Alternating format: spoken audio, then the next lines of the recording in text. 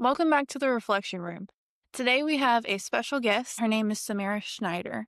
She is a licensed clinical social worker and she specializes in working with kids. So we're super excited to have her, and I have a few questions for her about ADHD in kids.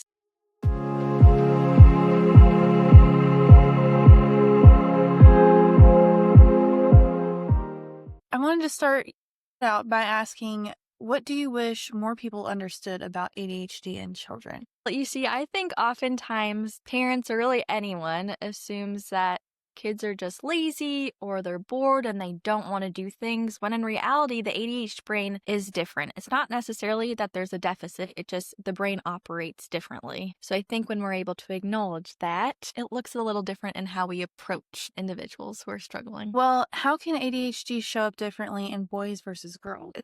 Great question. Usually shows up in boys versus girls. Boys, you usually see more of that external traits, the impulsivity, the acting out. It's a lot more noticeable, which is why boys usually get diagnosed before girls, and girls actually tend to get misdiagnosed more often or diagnosed later on in life because their symptoms are more internalized. That can look like anxiety, low self-esteem, daydreaming, or just kind of keeping to themselves. I've heard more of that recently because I work with adults only, but women getting diagnosed later in life Yeah. with ADHD and they Mhm. didn't realize they had it. You can look at the symptoms for adults and teens and children, and it's Oh. great resources. Oh, what's it Yeah. called again? CHADD, it's CHADD.org, and then understood.org, I believe, is another one.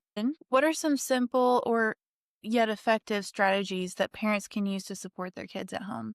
Ooh, this is great. There are lots of strategies. The first one is, I will say, the ADHD brain flourishes off of routine, and that can just help lower anxiety and ease transition. So I would definitely say having a routines and even visuals, if you can write down what you're expecting from your child, that can be really helpful, or even having them check it off.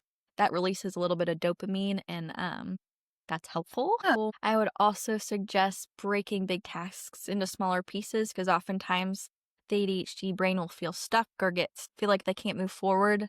But breaking it down and just moving it one piece at a time can be helpful. I would also recommend celebrating any wins that you see. So if you notice your child did something without asking, or they did something that felt really big, pointing that out, because oftentimes it's more likely for kids to be really hard on themselves, and especially if they're hearing critiques all the time, it's really helpful to point out that those positive things. Yeah, I feel like that's a great one in general too. Just the Yes. positive Celebrate. reinforcement instead Absolutely. of the negative punishment constantly. Yeah. I wanted to add one more question to the end of this, and that is, how would you help a parent who feels like they're failing? They're not failing, they're just parenting on hard mode, and that learning the ADHD brain is a skill set, but you can learn those skills, and there's plenty of resources out there to learn them. I would also say as well that every repair conversation that you're having, right?